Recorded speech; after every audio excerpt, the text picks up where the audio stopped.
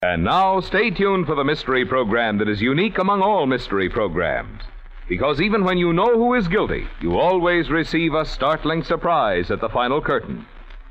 The Whistler.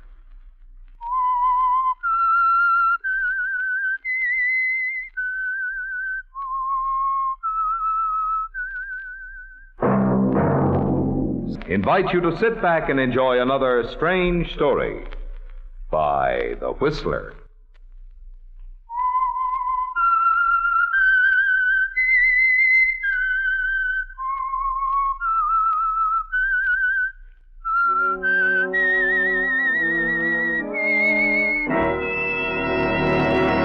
I am the Whistler, and I know many things, for I walk by night.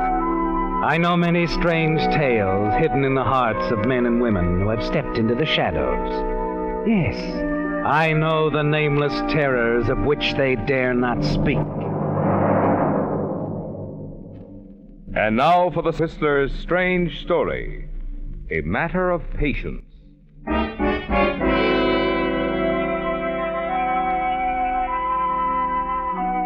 When the big car swung in the drive, the front door to the house was already open. A woman on the front porch waiting to speak to John Granger as he stepped from the car and started up the porch steps. It was the housekeeper, and she was very excited, upset. John Granger could tell it even before she spoke. And he also knew that her excitement concerned his wife, Lillian. Mr. Granger! Oh, I'm so glad you're home. What is it, Mrs. Alberts? What's wrong? Is Mrs. Granger, yes. There's been an accident. She cut her wrist. Dr. Phillips is with her now upstairs. Well, I'll go right up. Oh, dear. Oh, here's the doctor. It's all right, Mrs. Alberts. Nothing to get excited about. Hello, Granger. Is Lillian all right? Yes. Scarcely a scratch. I've given her a sedative. Well, can I do anything? No. However, I'd like to talk to you a moment if we... excuse us, Mrs. Alberts. Certainly. Call if you need me, Mr. Granger. And good night. Good night. Well, Doctor? And I'll come straight to the point, Granger. Your father-in-law asked me to talk to you. Frankly, DJ is very worried about his daughter. I see. Then you don't think Lillian cut her wrist accidentally? Well, she says it was an accident. But you don't believe it? Well, she's been upset lately over the diet I put her on. Seems to have an abnormal craving for sweets. They're bad for her. Yes, I know. Yeah, furthermore, I'm going to have to make her diet even more strict. No sweets of any kind. That won't be easy with Lillian. You're right. She should have a hobby of some kind, Granger. Get her mind off herself. I was wondering, as a girl, she used to like photography. Oh, yes. You think she should get interested in it again? Well, I think it would help greatly. Well, I'll certainly do what I can, Doctor. I mean, in seeing that she adheres to the diet and help her get started on her hobby.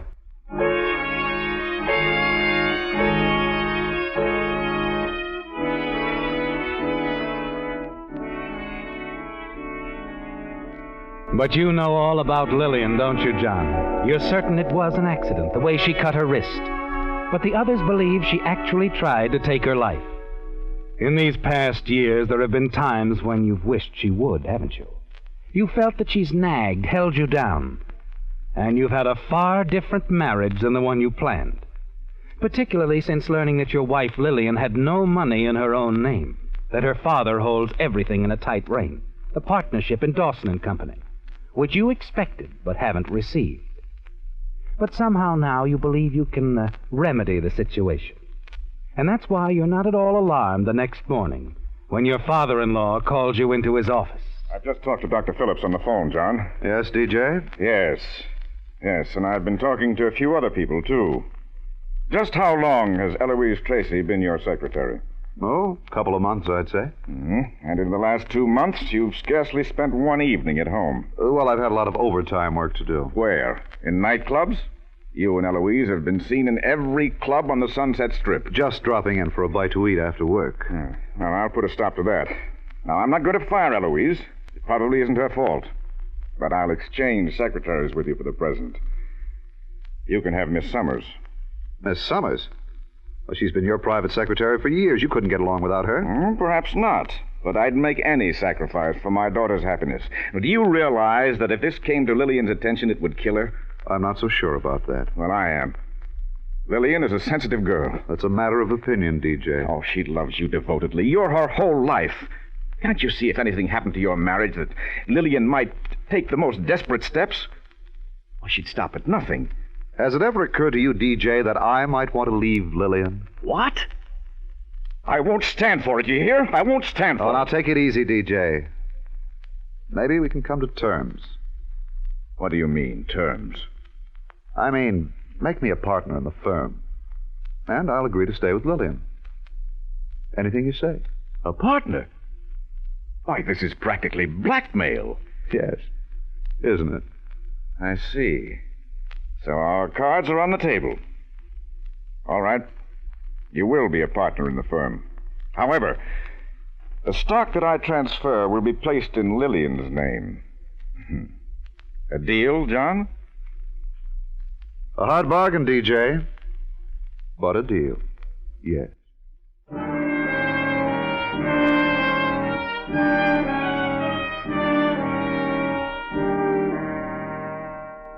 It isn't exactly what you wanted, is it, John? But you feel certain that things will work out. You manage to have a few words with Eloise. Tell her that you can't see so much of each other for a while, at least not in public. Then you leave the office early and go home. You find Mrs. Alberts in the kitchen. Question her about the whereabouts of Lillian. Where did you say, Mrs. Alberts? In the tool shed? Yes, isn't it wonderful, Mr. Granger? She's directing the carpenters. They're making the shed into a studio for Mrs. Granger's photography. Oh, yes, I see. Yes, a dark room and everything.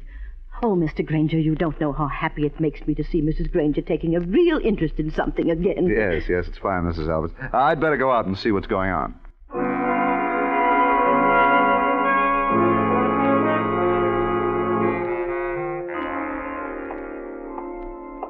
That's all we can do today, Mrs. Granger. Hello, Lillian. Men just finishing up, I see. Yes, they've been working so hard all day. They've really earned a rest. Good night, Mrs. Granger. Good night, Fred.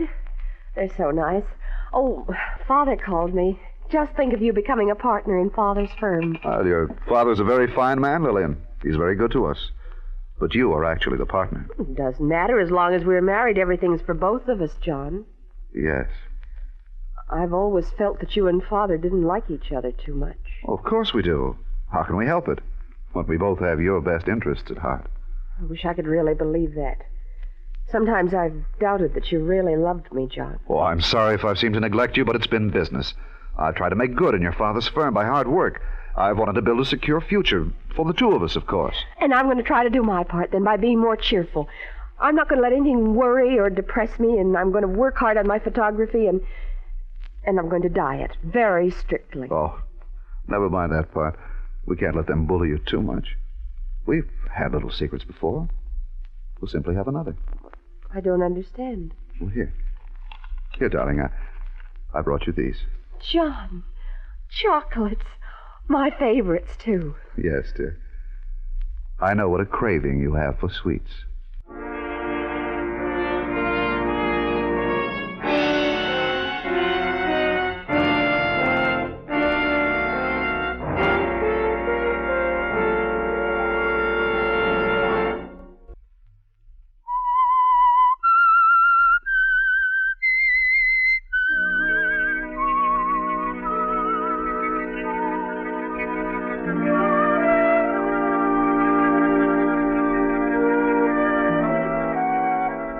Well, John, it's going differently than you'd hoped and planned for. But you decide to be patient. Wait your time. Also, you can count on Lillian to help make your freedom complete. Her desire for sweets is something that you can quietly take advantage of. Your little secret. You continue to see Eloise Tracy, another secret, and something else over which you must exercise patience. But you manage to play your part well for Lillian's father.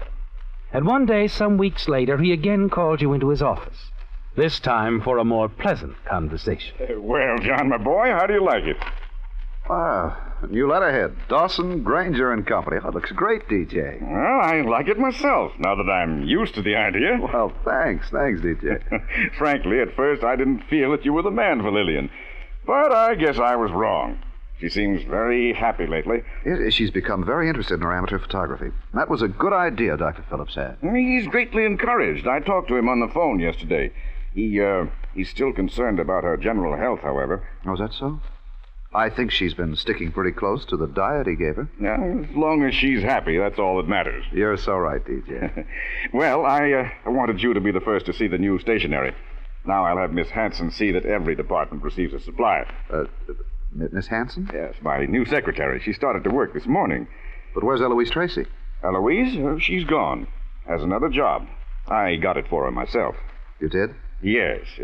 You know, Eloise Tracy is too attractive to work in a business office. But I didn't want to fire her until I'd lined her up somewhere else. Oh, that was decent of you, TJ. I placed her with one of our biggest accounts. Ramirez, the coffee king. Ramirez? But he's located in Brazil. Yes, he wants an American secretary to take back with him. It's just the job for Eloise, don't you think? Give her a chance to travel and all that. Yeah, just the job.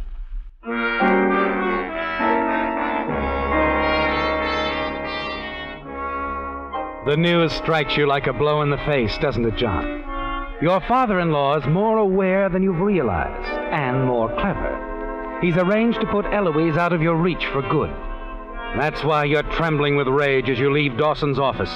Check the files and learn that Ramirez is stopping at the Seneca Hotel on Wilshire. You leave immediately and drive out there. On your call to his suite on the house phone, Eloise answers. She protests to being busy and cannot see you at once.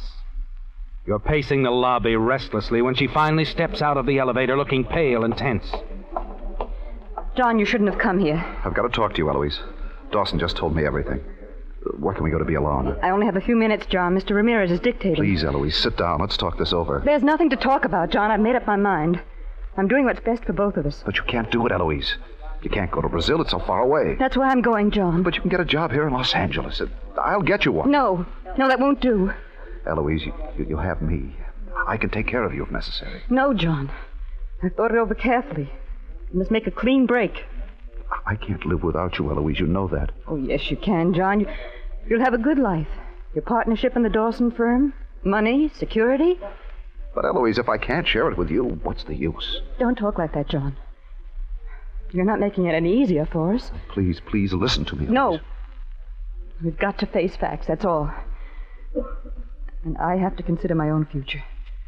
Mr. Ramirez will introduce me to people in South America, and... Well, they fixed it up very nicely between them, haven't they? Ramirez and Dawson. John... Can't you see? It's just DJ's trick to separate us. John, you're married. I intend to be someday. Oh, I see. The queen of a coffee plantation. Oh. And I with my nagging queen, Lillian. Oh, there's no use being bitter. Please, I have to go back up. When do you leave? We sail in 2 weeks. Mr. Ramirez has business here that he must take care of first. Then we'll see each other again. No, John. I don't think so. But, Eloise... We'll make it goodbye now. It's better this way. Goodbye, John. Think of me, won't you?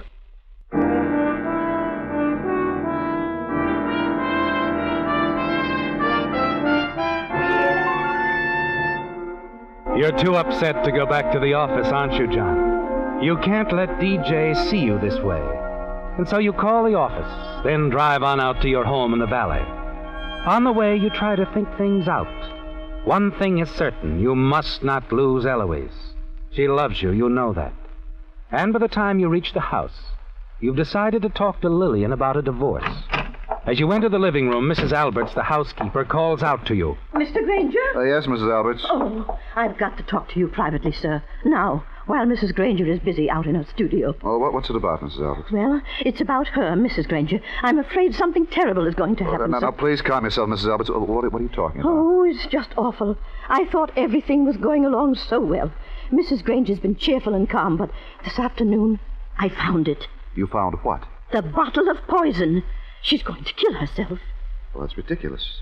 She's been saying that for years. No, it's true. I found the bottle in her room. It was marked poison. A hydro something. I can't remember the name. Where is the bottle? Let me see it. Well, that's just it. I can't. It's gone. Gone? Yes. I went to telephone you about it, but you weren't in your office. And then when I went back to get the poison, it was gone. I see. Yes. Well, never mind, Mrs. Alberts. I'll take care of everything. Oh, well, perhaps you could have a talk with Mrs. Granger. Yes. But for now, please, just put the whole thing out of your mind. Yes, sir.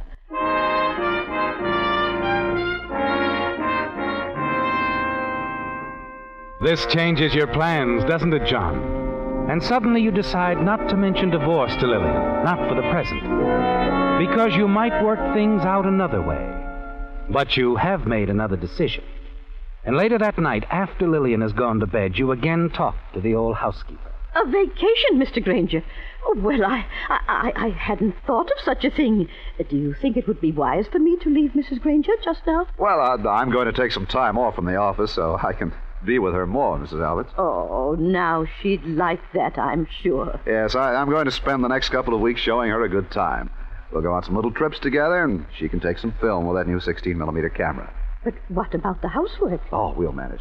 Lillian likes to cook, you know. Oh, yes, she does. She always insists on making your desserts. Yeah, they're darn good desserts, too. Yes, she has a secret recipe. Still, sir, I don't like to take a vacation just now. Oh, now, it's all settled, Mrs. Alberts. Do you good. Well, I would like to visit my sister in Ohio. Yes, I haven't seen her for years. Well, see her by all means. The trip will be a present from us. Oh, thank you. Thank you, Mr. Granger. I'll give you my address, and if you need me, you just call. I'll come right back home.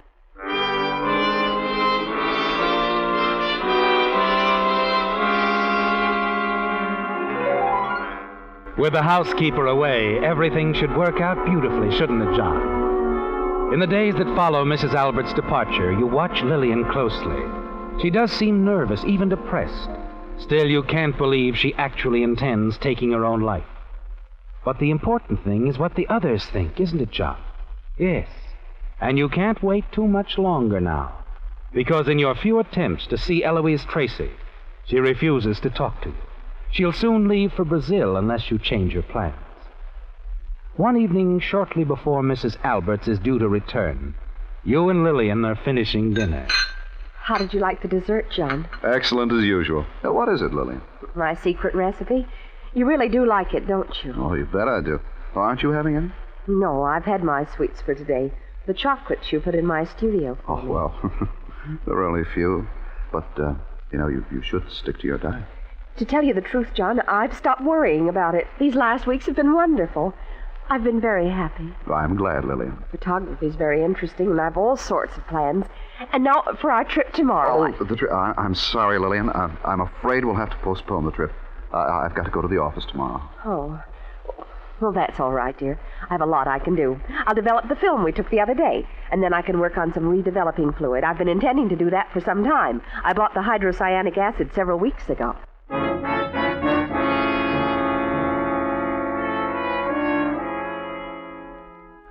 You were right, weren't you, John? Lillian had no intention of taking her life, none at all. It was merely a foolish suspicion on the part of Mrs. Alberts. The acid was for her photography. And now you decide that you'll have to take matters in your own hands. It's an idea you've been toying with, isn't it? A simple, effective idea.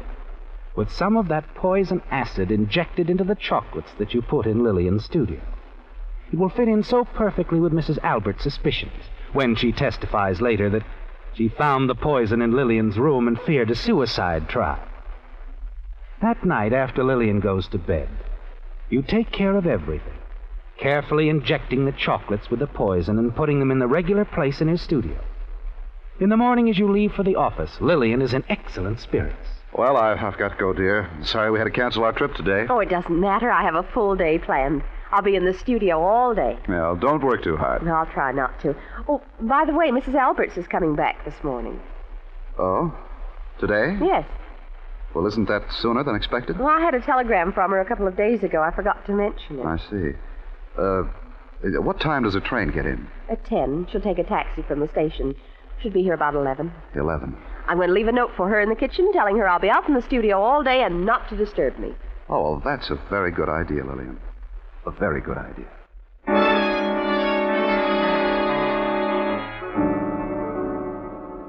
The morning passes slowly at the office, doesn't it, John? You try to keep your mind on business, but it's out of the question as you wonder what's happening at home. Wonder if Mrs. Alberts arrived, if she saw Lillian's note.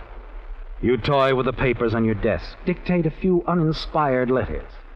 Finally, it's 12 o'clock. Then 12:30. Then 1. You decide to go out to lunch, but can scarcely eat. Then, as you return to the office, you meet your father-in-law in the reception room. Ramirez called while you were out, John. Seems he wants to reword one of the clauses in our contract. Probably just a detail. Ramirez. Oh, yes, he sails tomorrow, doesn't he? Yes, in the morning. You better drive out to the Seneca Hotel right away. Right away. If it's anything important, give me a ring.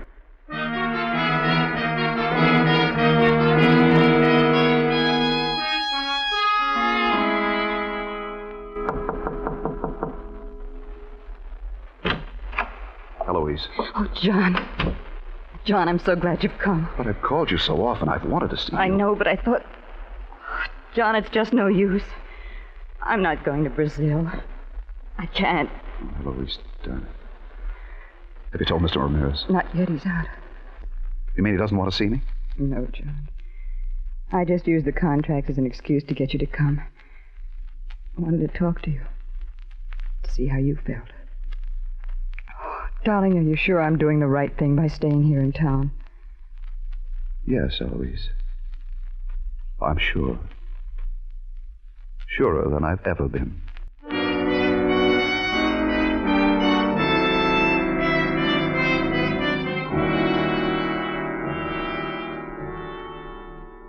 You go over matters in your mind as you drive back to the office, don't you, John? So that part at least is settled. Eloise will remain in town. When you enter your own offices, you know that something is wrong, that they've received word. There's a strained atmosphere which you can almost feel. And the voice of the receptionist borders on hysteria as she tells you that Mr. Dawson wants to see you at once. John, my boy, John. Well, DJ, what's the matter? I tried to reach you at the Seneca and you'd left. Well, what is it? What's happened? It's Lillian, John. Lillian? She's dead. Mrs. Albert's phone. Lillian dead? I can't believe it. It's true.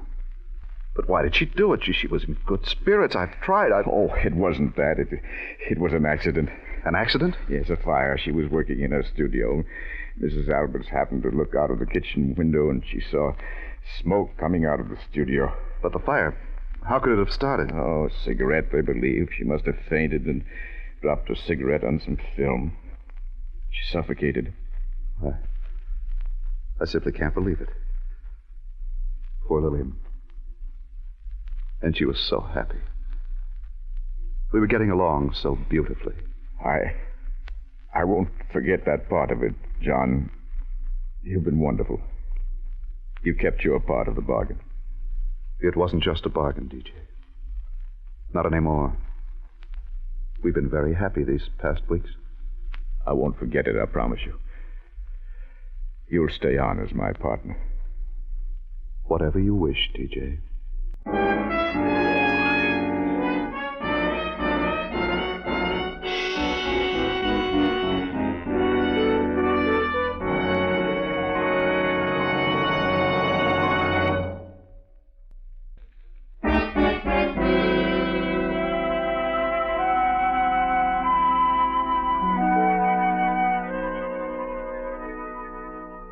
It's all over, isn't it, John? Your patience has been rewarded, hasn't it? And the extra good fortune of the fire hid all traces of the poisoned chocolates, with everyone completely convinced that Lillian died in the accidental burning of the little photography studio. You're certain that it happened another way, aren't you? Yes, that she became dizzy after taking the poison candy, dizzy and unsteady, and that's why she dropped her cigarette from her shaking hand.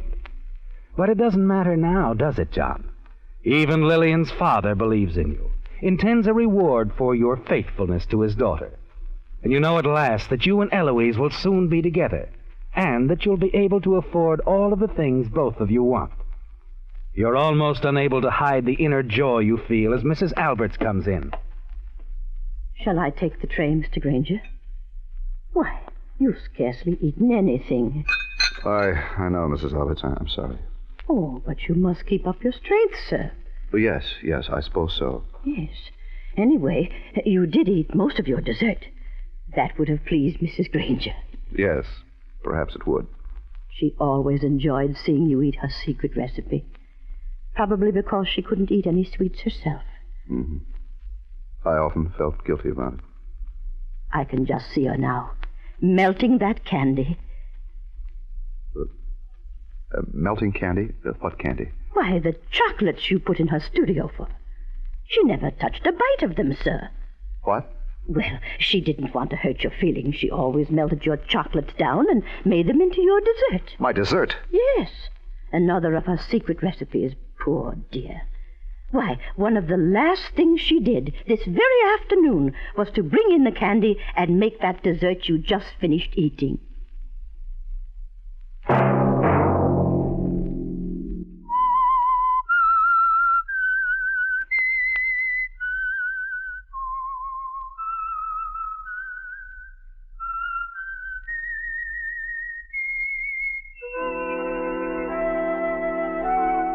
Let that whistle be your signal for the Whistler each Sunday night at the same time.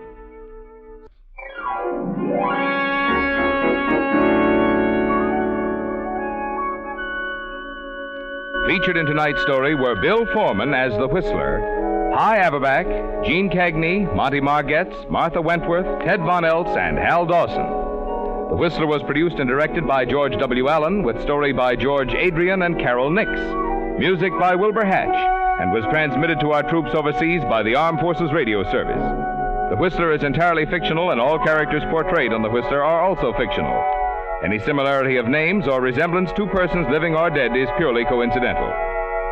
Remember to tune in at this same time next Sunday, when we'll bring you another strange story by The Whistler. Marvin Miller speaking. This is the CBS Radio Network.